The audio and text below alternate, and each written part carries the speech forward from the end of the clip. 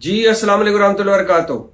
Cipher case में इमरान खान और शाह महमूद कुरैशी की जो जमानत हुई थी, आज उसके तहरीरी तौर पर भी वो जमानत मिल गई, मतलब रोबकार जारी हो गई। अब इमरान खान जो अडयाला जेल में ही रहेंगे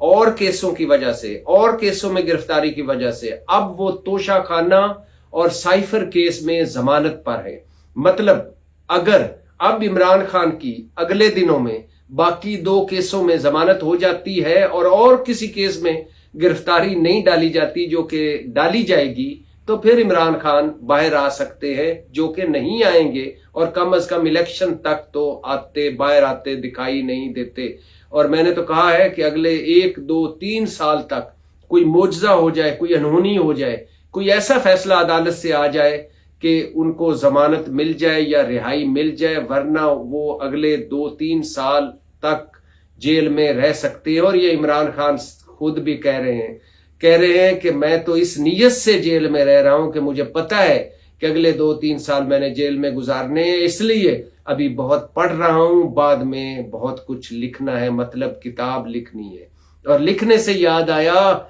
इमरान खान साहब ने आज सहाफियों से गुज़श्ता रोज सहाफियों से गुफ्तगू की और कहा कि दी इकोनॉमिस्ट में लिखा हुआ कॉलम मेरा है, मैं ओन करता हूं, मैंने लिखा नहीं था, डिक्टेट करवाया था, मतलब पॉइंट्स लिखवाए थे, जिसके बाद उन पॉइंट्स को कॉलम बनाकर या मजमून बनाकर दी इकोनॉमिस्ट को भेजा गया। और इमरान खान ने कहा कि आइंदा मेरी एक तकरीर भी आ रही है जो मैंने डिक्टेट करवाई है अपने वकीलों को और अपनी फैमिली को, और वो तकरीर भी सोशल मीडिया पर चलेगी। और इमरान खान हंसे मुस्कुराए कि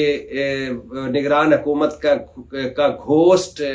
मजमून कहने पर कि इमरान खान ने घोस्ट लिखा, और आईजी जेल खाना जात ने ये कहने पर कि कैमरे लगे हुए हैं, खुफिया हालात, नस्बें,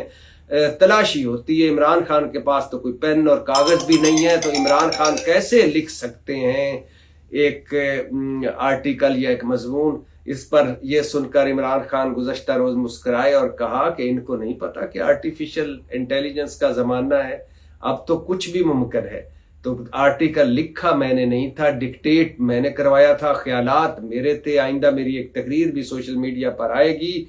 और फिर इमरान खान ने गुज़श्ता रोज 9 मई के हवाले से भी गुफ्तगू की और कहा कि वो जब मैं गिरफ्तार हुआ था इस्लामाबाद हाई कोर्ट में, उस वक्त जो कुछ हुआ था उसकी ऑडियोज वीडियोज कहाँ हैं, वो भी तो पता करें। और ये भी बताते चलें कि इमरान खान ने कहा है कि इलेक्शन मुझे पता है कि इलेक्शन हमारे लिए लड़ना मुश्किल कर दिया गया है, लेकिन इसके बावजूद इलेक्शन लड़ेंगे, और इलेक्शन ही इस वक्त मुल्क की सियासी और मुआशी इस्तेकाम की जरूरत है, मगर इलेक्शन सिलेक्शन नहीं। इलेक्शन से याद आया, इमरान खान के इलेक्शन से याद आया कि आज तहरीक इंसाफ का पहला जोड़ पड़ेगा बल्ले के लिए पेशावर हाई कोर्ट में, जहां 2 रुकनी बेंच सुन रहा है बल्ले के हवाले से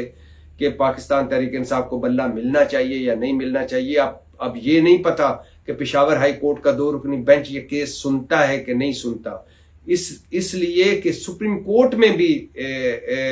समाअत के लिए ये केस मुकर्रर हो चुका है। और मैं हैरान हूं इस बात पे कि पाकिस्तान तहरीक इंसाफ सुप्रीम कोर्ट क्यों गई है। पहले उनको डिवीजन बेंच को, 2 रुकनी बेंच पेशावर हाई कोर्ट को तय कर लेना चाहिए था, फिर सुप्रीम कोर्ट जाना चाहिए था। कहीं ये वो ब्लंडर तो नहीं कि जिसके बाद बल्ला हाथ से न चला जाए, क्योंकि अब अगर पेशावर हाई कोर्ट ने ये केस ना सुना ये कहकर कि मामला सुप्रीम कोर्ट पहुंच चुका है लिहाजा हम ये केस नहीं सुनते, तो फिर एक ही सिर्फ फोरम रह जाएगा जहां से बल्ले की वापसी अगर हुई तो हुई, ना हुई तो फिर बल्ला खत्म ही हो गया समझो। अगर बल्ले पहले पेशावर हाई कोर्ट के 2 रुकनी बेंच का फैसला सुन लिया जाता, उसका फैसले का इंतजार कर लिया जाता, फिर सुप्रीम कोर्ट जाता, तो हो सकता है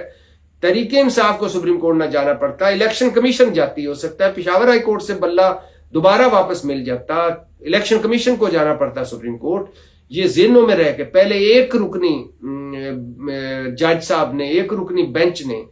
پشاور ہائی کورٹ کے سنگل رکنی بینچ نے بلہ واپس کیا تھا تحریک انصاف کو، سٹے آرڈر دے دیا تھا الیکشن کمیشن کے فیصلے کے خلاف. پھر election commission Peshawar high court گئی تو پھر دوسرے ایک رکنی بینچ نے سٹے آرڈر ختم کر دیا، مطلب الیکشن کمیشن کا فیصلہ بحال کر دیا، مطلب تحریک انصاف سے بلہ واپس لے لیا. اور پھر اس کے بعد تحریک انصاف کا گئی سپریم کورٹ میں، اور پشاور ہائی کورٹ میں بھی سنگل رکنی بینچ کے خلاف ڈویژن بینچ بنا ہوا ہے. تو کاش سپریم کورٹ نہ جاتی تحریک انصاف، پہلے پشاور ہائی کورٹ کا فیصلہ آ جاتا، اس کے بعد سپریم کورٹ جاتی. لیکن بہرحال آج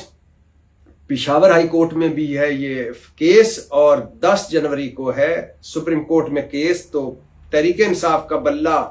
تحریک انصاف کو ملے گا یا نہیں ملے گا؟ میرا جہاں تک خیال ہے ملنا چاہیے، کیونکہ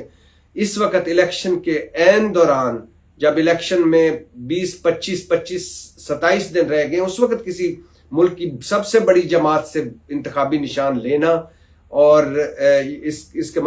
کا مطلب یہ ہوا کہ الیکشن پہلے دن سے متنازع ہو گئے. اس کا مطلب یہ ہو گیا کہ یہ پری پول ریگنگ میں شمار کیا جائے گا. اس کا مطلب یہ ہوا کہ الیکشن پہلے دن سے مشکوک ہو گئے.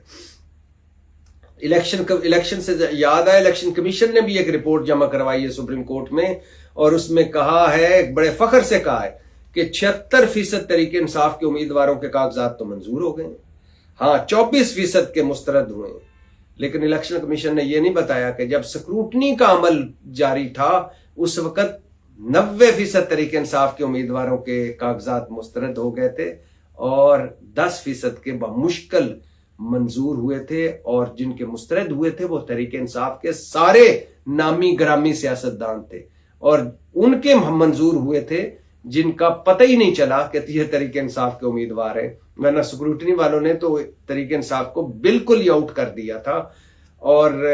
وہ تو بعد میں جب الیکشن ٹریبیونلز میں بات گئی تو اس وقت جا کر تحریک انصاف کے 90 میں سے جو مسترد ہوئے ان میں سے 80 کے قریب 76 سے 80 کے قریب اب منظور ہو گئے ہیں. باقی جو نام منظور ہوئے ہیں وہ اب ہائی کورٹ جائیں گے اور سپریم کورٹ جائیں گے. پاکستان زندہ باد.